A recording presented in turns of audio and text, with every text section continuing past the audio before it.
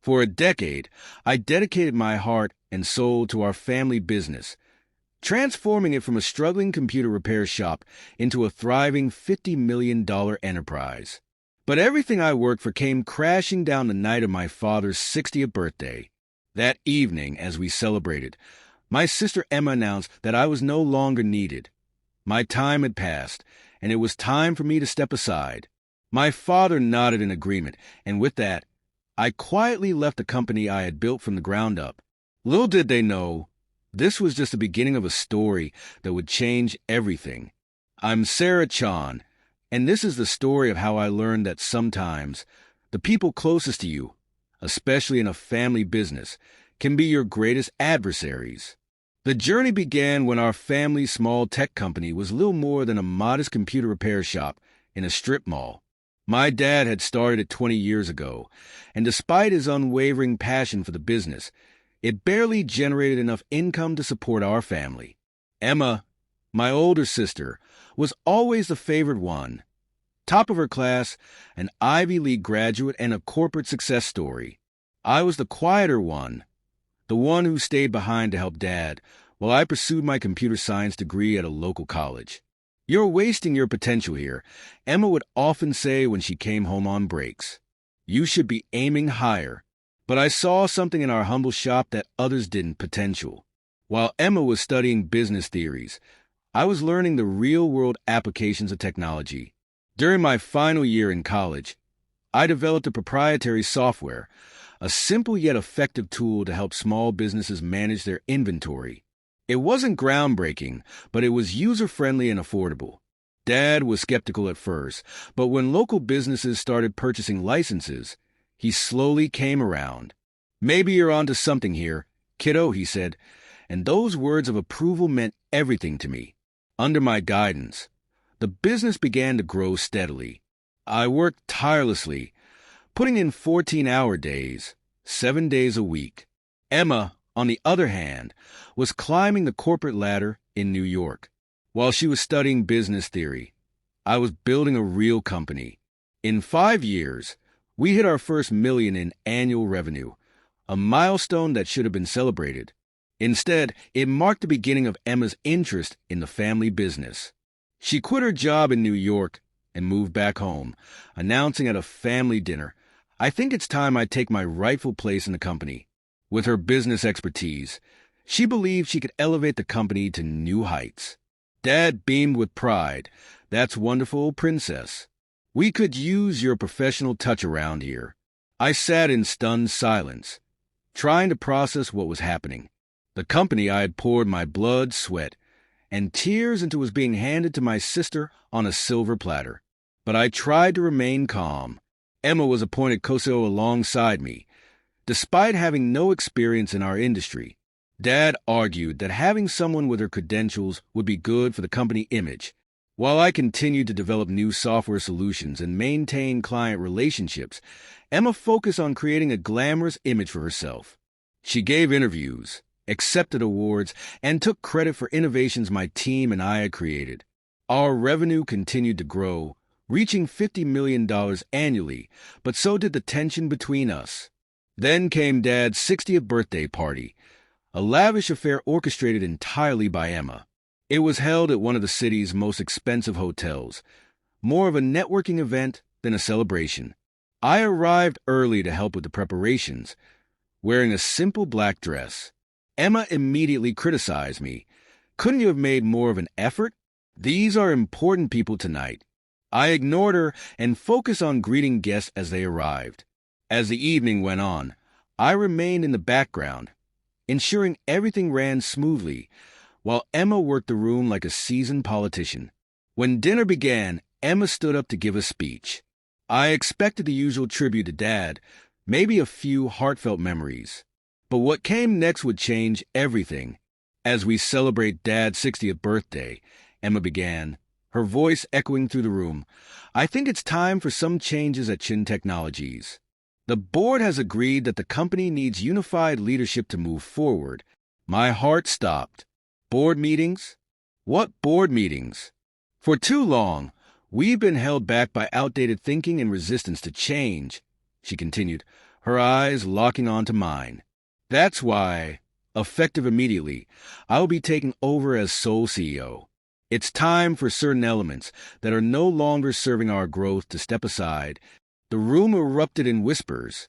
I sat frozen, unable to comprehend what was happening. Emma, in front of everyone, had just announced that I was being ousted. But she wasn't done. Some people, she said, her voice dripping with false sympathy, are better suited for technical roles rather than leadership. She glanced at me, her smile cold. My sister Sarah has done an adequate job of maintaining our legacy systems, but to truly compete in today's market, we need vision. We need excellence. And frankly, Sarah, you're just not cut out for this level of business. Her words stung like 1,000 needles. I looked at Dad, hoping, no, praying, that he would stand up for me. But instead, he nodded along with Emma, a proud smile on his face. Mom sat quietly at the table, her hands trembling. Emma wasn't finished. The truth is, Sarah, your old-fashioned ideas and lack of formal business education have become a liability. It's time for you to step aside, gracefully. The silence that followed was suffocating. The room full of people, all eyes on me, waiting for a response. The weight of their judgment hung heavily in the air. Every sacrifice, every late night, every ounce of effort I had put into building this company was being stripped away in front of my eyes. I stood up slowly, the scrape of my chair against the floor loud in the silence. People were expecting a scene, tears, maybe a shouting match. Instead, I simply walked to Dad's table, placed a small wrapped package in front of him, and said, "Happy birthday, Dad." Then, without a word, I turned and walked out of the ballroom. I left behind the whispers, the pitying glances, the judgment. That night, as I sat in my home office, surrounded by awards, patents, and achievements I had earned, I made a decision. Emma thought she had won. She had no idea what she was up against. She had forgotten one crucial thing. I had spent the last 10 years building this company, and I had learned more in that time than she ever would in all her business classes. The next morning, I arrived at the office early, before anyone else. At precisely 9 a.m., Emma and Dad arrived, both wearing triumphant smiles, smiles that were about to be wiped from their faces. "Sarah," Emma's voice was laced with surprise and annoyance. "What are you doing here? I thought after last night, you'd have the dignity to stay home." I smiled, remembering the email I'd sent out at 3 a.m. to every major client, partner, and employee of Chin Technologies. "Just tying up some loose ends, sister dear. But since you're here, I think it's time we talk about the company's future."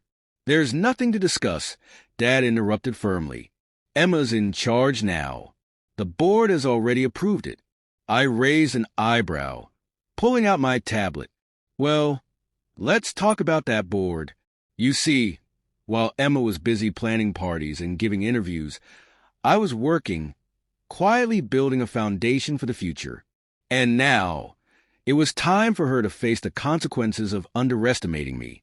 That morning, everything would change. I stepped forward, bringing up a document on the conference room's main screen. "First, let me remind you both of something important. I hold 51% of the shares in Chin Technologies." I paused, watching as the color drained from their faces. "When we incorporated 10 years ago, Dad gave Emma and me equal shares of 25% each, keeping 50% for himself. But 3 years ago, when we were looking for capital to expand, Dad sold me 26% of the company. Do you remember that day, Dad? You were too busy attending Emma's award ceremony to handle the negotiations personally, so you signed the papers without reading them." Emma's perfectly manicured fingers gripped the edge of the conference table as the words sunk in. The room fell deathly silent. Emma's voice barely broke the stillness. "That's impossible," she whispered, her face contorting in disbelief. "Dad would never." "But he did," I interjected, tapping a few keys to pull up more documents. "And there's more," I continued. "The software that generates 80% of our revenue? It's not owned by Chin Technologies. It's owned by my separate company, Innovate Solutions LLC. Chun Technologies only has a licensing agreement, and that agreement expires. I checked my watch and let the words hang in the air. In exactly 10 minutes, Dad collapsed into a chair, realization washing over his face. "The renewal papers," he murmured, his voice trembling. "The ones I asked you to sign last week. The ones you were too busy to read because you were helping Emma plan that grand party." I finished for him, watching as the truth settled like a stone in the pit of their stomachs. Emma's face twisted in fury. "You underhanded." "Careful, sister." I cut her off, my voice cool. "You might want to hear the rest before you finish that sentence." With a flourish, I pulled up a series of emails on the screen, showing dozens of responses from our top clients. While you were busy announcing my supposed exit last night, I sent emails to every major client, partner, and employee. You see, most of them have personal loyalty clauses in their contracts. They sign with Chun Technologies because of me, because of my expertise and track record. I glanced at my watch again. I informed them of the leadership changes and my departure. Would you like to know how many have already triggered their contract termination clauses? Or how many of our top developers, who by the way are employed by Innovate Solutions, have already accepted positions at my new venture? The room grew even quieter. Through the glass walls, I could see employees gathering, their phones buzzing as they checked their emails. The whispers started to spread. Emma's pristine composure cracked, her fingers frantically tapping her phone screen. "You can't do this," she stammered, her voice shaking with panic. The company you tried to steal from me?" I finished the sentence for her, my voice biting with every word. "The one you thought you could just take over because of your MBA and Dad's approval." I stood up, my tone firm. "That company ceased to exist the moment you decided to humiliate me in front of everyone we know." I straightened my dress and fixed them both with a cool, unwavering gaze. "So here are your options. Option 1. I walk away with my shares, my software, my clients, and my employees. Chun Technologies becomes an empty shell. And you too can explain to all those important people you invited last night why the company's value has dropped to zero overnight." Dad's face had aged 10 years in the last few minutes. I could see the weight of his regret in the sag of his shoulders, but Emma was the one who reacted with full fury. "Option 2, I continued, ignoring her glare. "You both resign. I take full control of Chun Technologies. You keep your shares as silent partners, receiving dividends but having no say in operations. Emma gets a nice severance package and glowing references for her next job. Far away from here." Emma's face turned an alarming shade of red, and she practically spit out her words. "You planned this all along, didn't you? You've just been waiting for the right moment to stab us in the back." I let out a bitter laugh, but there was no humor in it. "No, Emma. I spent 10 years trying to be a good daughter and sister. I built this company from nothing while you collected accolades for my work. I didn't plan this. I checked my watch again about 12 hours ago, after you called me worthless in front of everyone we know. That's when I made my move." Another buzz from my phone. A client termination notice. "Time's running out," I said. "So, what's it going to be?" The next hour blurred in a haze of paperwork and lawyers. By noon, I sat alone in my new office, looking out over the city. The company I had built was finally mine, but as I leaned back in my chair, the victory felt hollow. Family relationships lay in ruins around me, trust shattered like crystal. That evening, Mom came to see me. Her eyes were red from crying. She sat down beside me, her voice soft. "Did it have to end this way?" I looked at her, my expression gentle but firm. They gave me no choice. They would have taken everything I built and discarded me without a second thought. Mom nodded slowly, understanding the weight of my words, but a sadness lingered in her eyes. "What happens now?" she asked. I showed her the plans I'd already drawn up. Expansions, new product lines, innovations I'd been holding back. Now I build something even bigger. But this time, I don't have to carry people who see me as worthless. Over the next year, Chun Technologies tripled in value under my sole leadership. Emma found a job with a startup in Silicon Valley, humble but hopefully wiser. Dad retired, finally understanding that his golden child had nearly destroyed his legacy. We saw each other at holidays, maintaining a polite distance that masked the wounds that would never fully heal.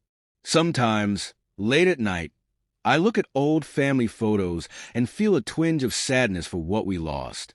But then I remember that night at the birthday party, the look of disdain on Emma's face, the way Dad nodded along with her cruel words.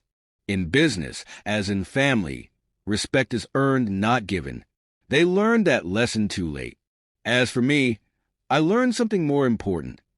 Sometimes the quiet ones, the ones dismissed as worthless, are the ones to watch out for. We're the ones who know how to build something from nothing and how to take it all back when others try to steal it. My story spread through business circles, a cautionary tale about underestimating the wrong person. These days, when I attend industry events, I often catch whispers. That's Sarah Chun, the one who they never finish the sentence. They don't have to. My success speaks for itself. Last week, I received an invitation to speak at Emma's Business School's graduation ceremony. The topic? Hidden Strengths. The Power of Underestimated Leaders. I accepted with a small smile, already planning my speech. After all, I have quite a story to tell. Chun Technologies continues to thrive under my leadership. But more importantly, I've found peace with my decisions. Sometimes, the strongest message you can send is simply proving people wrong. And sometimes, the best revenge isn't about destroying others. It's about rising so high that they can't help but see their own mistakes. As I write this from my office, overlooking the city, I'm reminded of something my mother once told me. Success is the best revenge, but wisdom is knowing when to stop seeking revenge and start seeking growth. She was right. I've moved past the need for revenge. Now, I focus on building something meaningful, something that will outlast all the petty jealousies and family dramas. I still keep the wrapped birthday present I never gave Dad, a photo album chronicling the company's journey, from that tiny repair shop to what it is today. Maybe someday, when the wounds have healed enough, I'll finally give it to him. Until then, it serves as a reminder. Our greatest strengths often come from the very things others underestimate about us.